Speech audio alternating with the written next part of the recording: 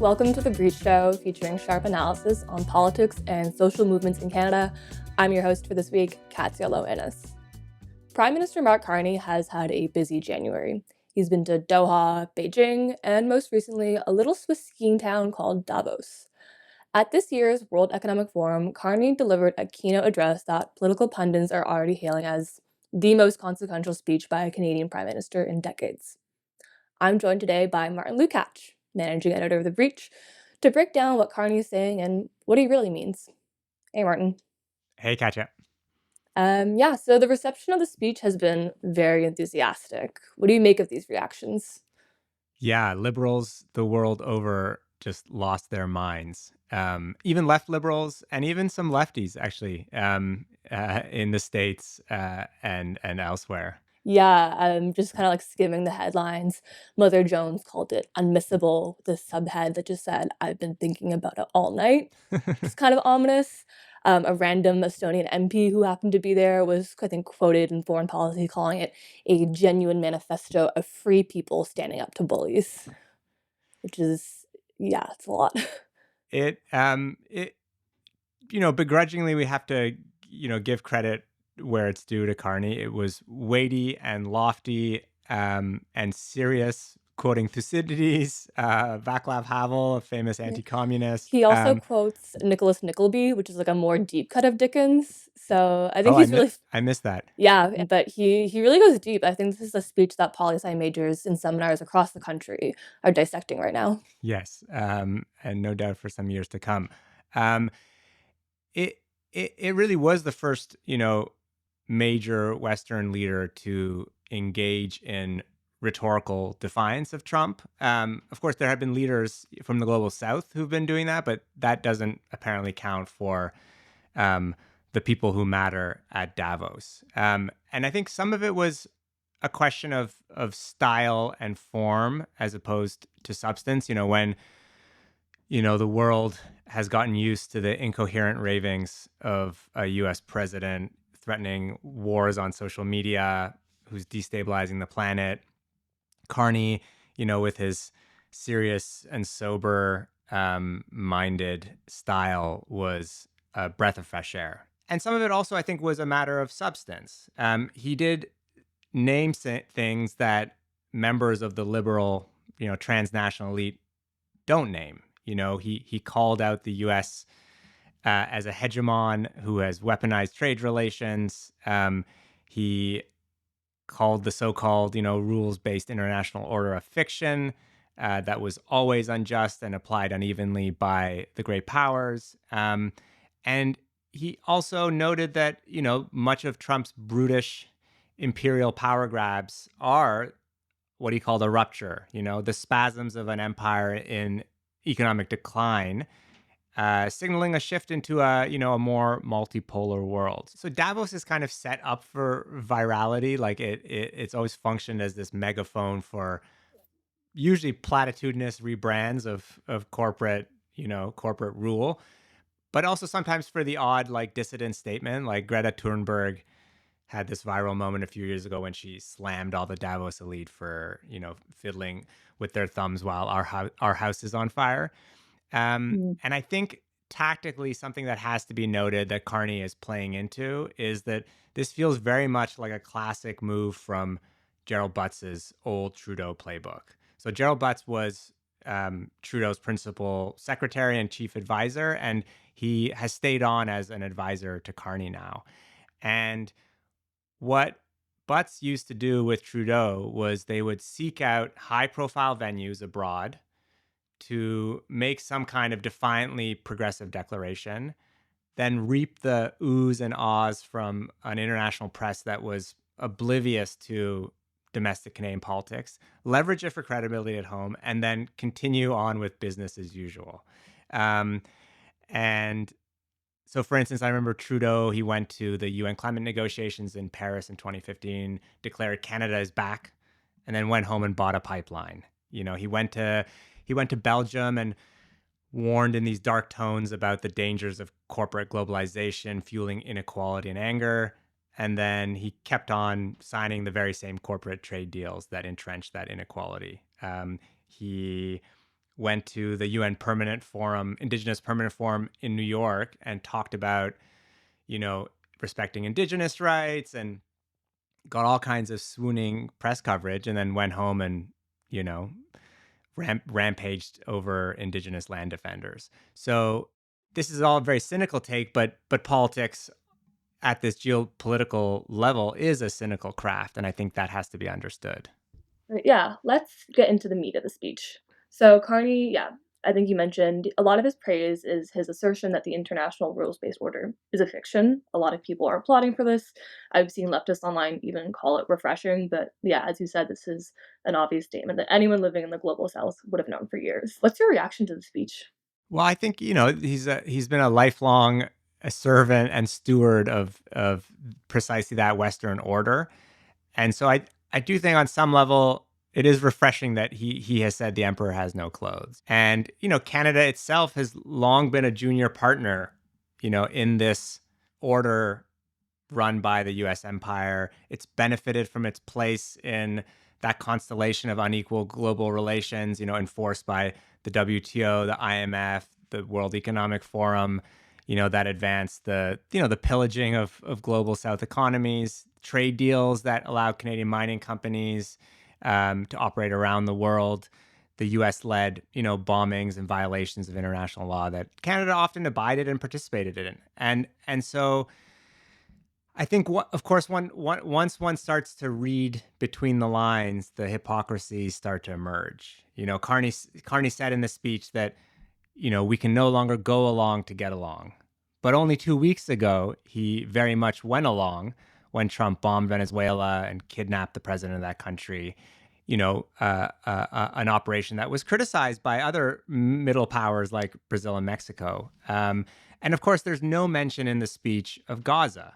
And, we have seen Gaza undergo a live stream genocide over the last 2 years with the backing of countries like Canada and statesmen like Carney, which absolutely shredded the conception of, a supposed rules-based order. So I think a lot of the truth-telling that Carney is doing is belated, self-serving, and very limited. And, what is clear, I think, is that while the Western political class reckons with this, more brutal turn of the U.S. empire to its former partners, Carney is to some degree voicing that feeling among leaders that, oh crap, like we're finally on the wrong side of that global protection racket.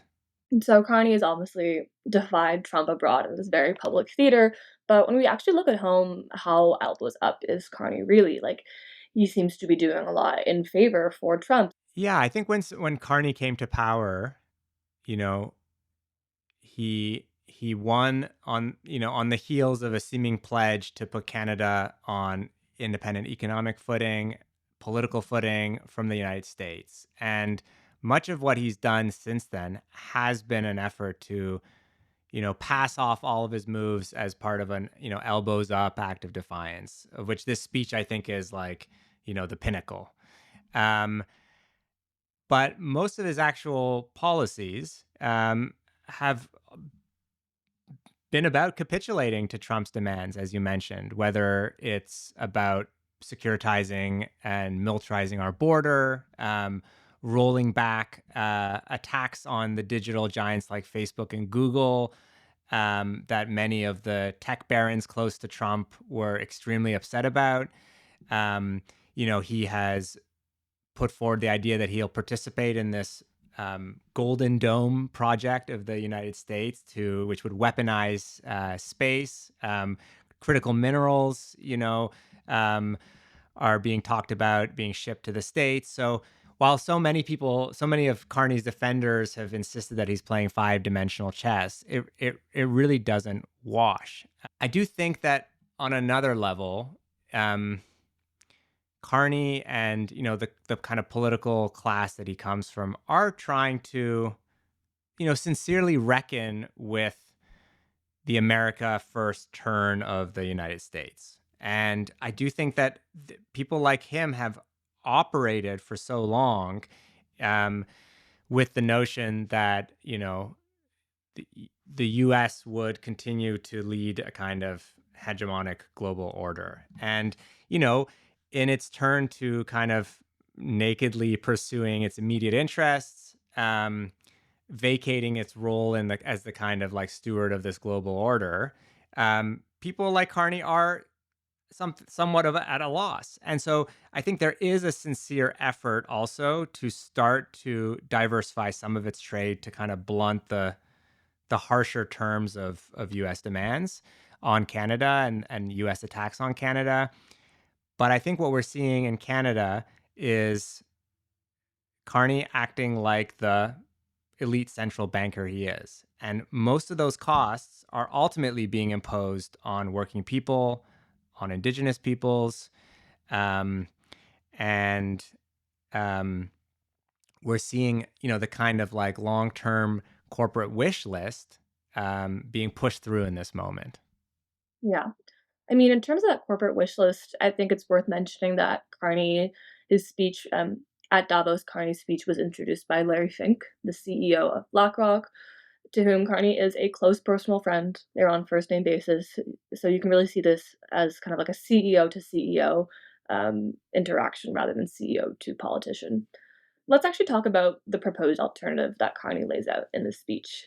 He talks about building strength at home. He talks about something called variable geometry, which I don't know is, I think, just a very fancy way of saying to make specific diplomatic agreements with certain countries rather than, yeah, relying on one great power like America.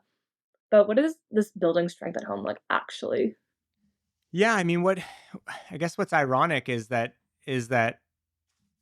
many of the elements and tenets of the rules-based capitalist order that he was supposedly defying in his speech, he's at the same time pursuing at home. So he Carney is in many ways has used the threat of Trump, um, and the kind of shock that so many Canadians have been in over the last year to push through, in shock doctrine style, the long-standing wishes of Canada's political and big business leaders. So, he is speed running oil and gas projects, trying to develop LNG, especially to new markets like East Asia, with aggressive, state backing through subsidies and tax write-offs, and that very much entails, you know, uh, an acceleration of settler colonial policies that undermine Indigenous rights. Uh, Often on colonial fictions that he seemed to be so good at exposing when they operate internationally. He has continued to deregulate policies, especially between provinces, trying to lower environmental and labor standards. He's investing in AI and data centers despite there being incredibly water guzzling and energy emitting, using them to, gut the public service. We just saw an announcement last week of another thousands and thousands of layoffs in Ottawa. In this speech, he boasts about, doubling defense spending, which will, drain the public coffers for far more urgent social spending. And, he talks about continuing corporate trade deals, signing them with, a half dozen countries, which again is also always been a central feature of that so-called rules-based order that he just a few paragraphs earlier was lamenting. It also is a matter of even more deeply integrating the Canadian economy with that of the U.S. Especially when we're talking about the increase in military spending, which, as you mentioned, is something that Trump has been demanding of his NATO allies. We are talking about $150 billion a year spend on military spending if Canada reaches that 5% target that Carney has pledged. And all of those, or most of those weapons that are going to be bought are going to be coming straight out of the US military industrial complex, because most of Canada's weapons makers are actually subsidiaries of US companies, or they're so interconnected with them that they might as well be. So there's a way in which, again, a lot of what we're hearing from Carney are elaborate smoke and mirrors to cover for um, ultimately deepening integration with the US empire that we're apparently, turning a page on. So, coinciding with Carney's Davos speech was a very splashy front page story in the Globe and Mail about how the Canadian military has modeled a US invasion. Now, this is again coming off the heels of Trump's assertion that he wants to take over Greenland. So, the modeling acknowledges Canada's very limited personnel and equipment capacity and calls for a unconventional warfare inspired by the Afghan mujahideen in the Soviet Afghan War. So, as you said, Canada's military is economically, diplomatically, functionally tied to the American military. Coupled with Carney's speech, what do you make of this piece? Honestly, to me, it stunk, and it all felt a little too coincidental. Um, and I actually talked to one of Canada's top military experts, and I won't name him because he spoke incredibly openly, but he agreed with me that it smacked of a elbows up PR exercise, and that it was plausible that government officials commissioned it as a PR exercise and leaked it to an obedient political journalist, Robert Fife, who so often does planted stories from the PMO and senior intelligence officials. And I really think that it came out the morning of Carney's defiant Davos speech, and I think was intended to prepare the ground for it. The truth is that the Canadian military leadership is so deeply intertwined with the Pentagon that a genuine exercise like this is truly inconceivable. Like, people have to understand that almost the entire structure of the Canadian military, most of the high-tech weaponry that we build, are designed to be integrated into U.S. military operations. In military lingo, it's called interoperability. Take, for instance, like the multi-billion-dollar warships that Canada is building right now on the East Coast. They're equipped with U.S.-made missiles. These are ships meant to accompany, U.S. Navy patrols around the world. And the U.S. even controls key equipment on them, meaning they could disable them if they want. And so when it comes to these war games, it all came across a little fishy. Like, in war games like this military expert told me, a country is never actually named, even an enemy country. So they usually pick like fantasy names. So, if it's about, defending against the Russians, they'll call them the Zalgonians or something like Hilarious. that. And the other issue that doesn't really track in this situation is that, as part of the intense integration that exists between the U.S. and Canadian militaries, U.S. exchange officers often serve at the headquarters of the Canadian military. So it seems implausible that they would risk an exercise like this, because they would be quickly found out by the U.S. officers who are based here. So I do think that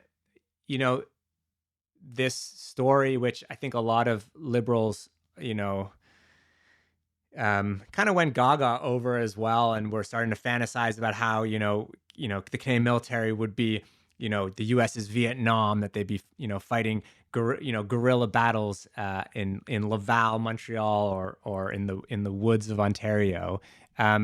It's really based on an illusion about the Canadian state. Like, if the U.S. military rolled in, the Canadian military wouldn't be running guerrilla resistance. They'd be backslapping them at the border. And that's to say that if the U.S. even needed to consider an invasion, I really think that the tools of economic attack and pursuing the ongoing economic and military integration is plenty enough for them.